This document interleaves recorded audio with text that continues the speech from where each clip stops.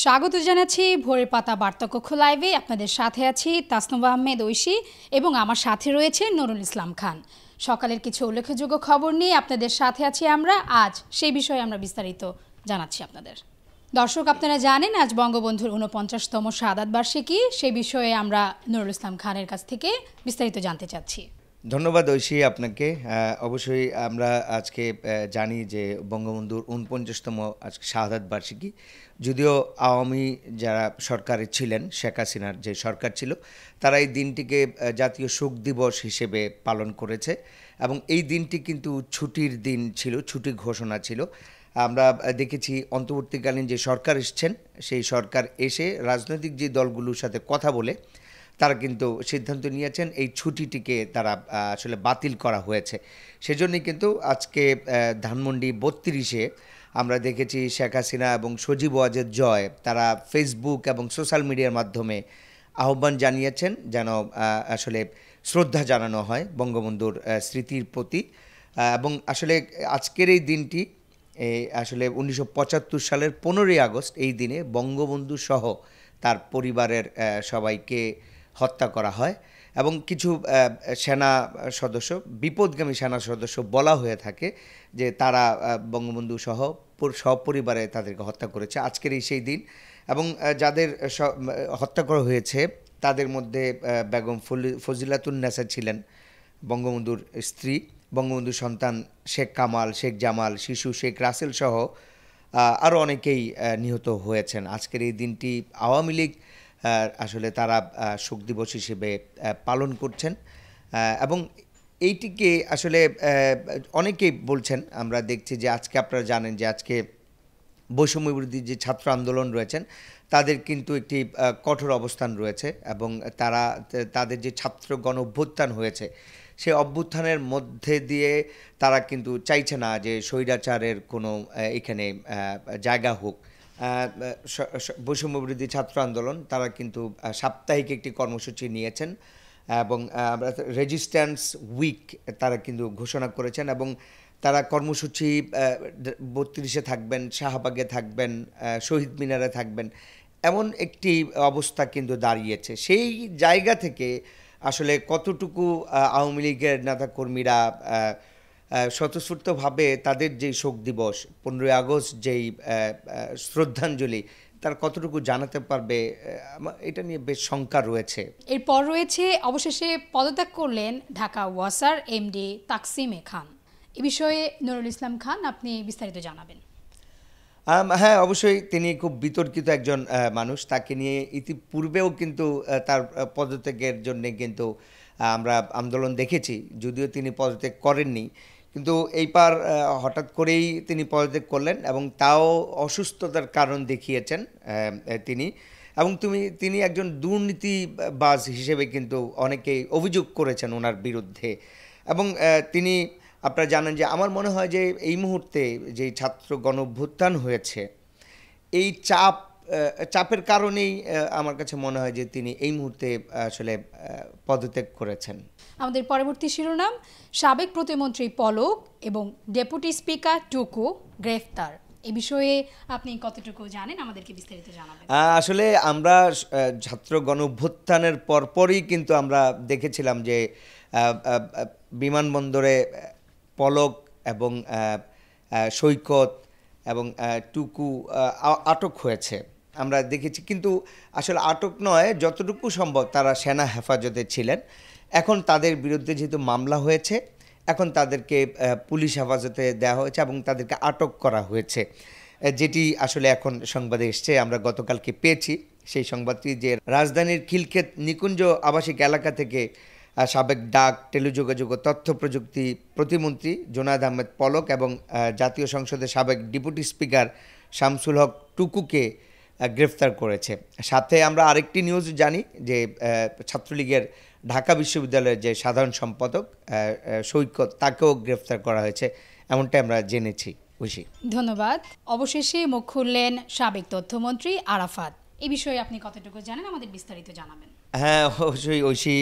আসলে তিনি 10 দিন আত্মগোপনে থেকে অবশেষে মুখ খুলেছেন এবং তিনি বলেছেন যে আমরা ছিলাম, আমরা আছি, আমরা মরিনি, আমরাই থাকবো, এরকম একটি পোস্ট তিনি ফেসবুকে করেছেন।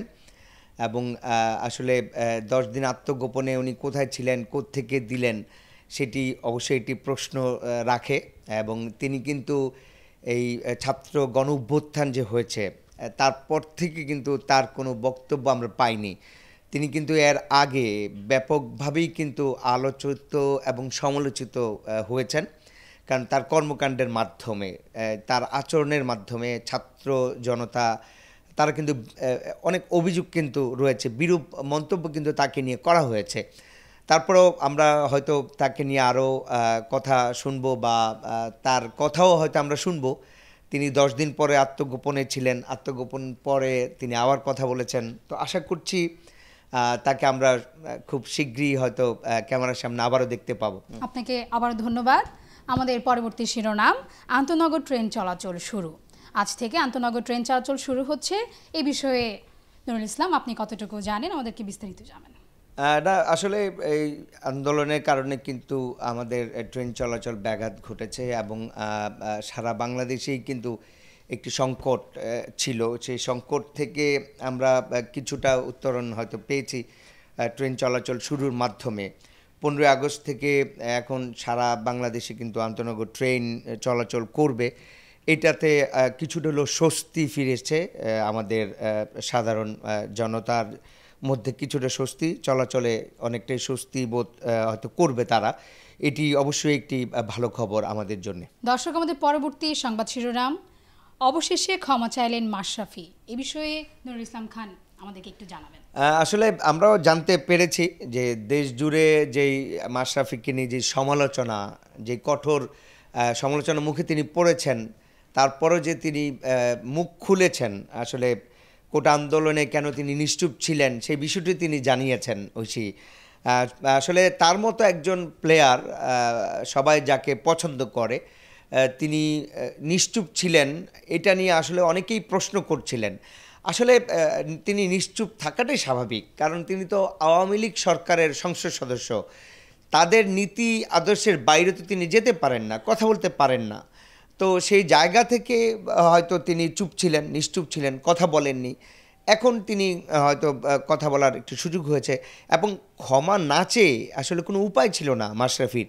কারণ ছাত্র জনতার যে গণ অভ্যুত্থান ঘটেছে, তাতে মাশরাফিকে ক্ষমা না চেয়ে আসলে আমার মনে হয় না যে তিনি পার পেতেন।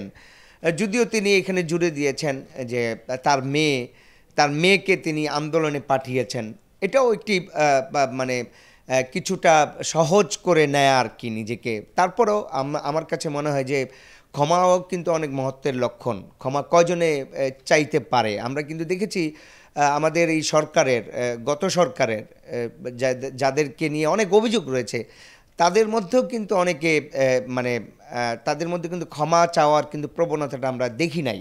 সেই জায়গা থেকে মাশরাফি ক্ষমা চেয়েছে, সেটা অবশ্যই আমরা সংবাদে পেয়েছি, শিরোনামে এসছে। এটা অনেকটাই আমাদের জন্য স্বস্তির। আমাদের পরবর্তী সংবাদ শিরোনাম, শিক্ষার্থী আন্দোলনে হত্যাকাণ্ড তদন্ত, শীঘ্রই দেশে আসবে জাতিসংঘের তদন্ত দল। এটি আসলে শিক্ষার্থীদের এবং বিরোধী মত যারা রয়েছেন, তারা কিন্তু চেয়েছিলেন যে আন্তর্জাতিক অঙ্গনে এটির বিচার হোক।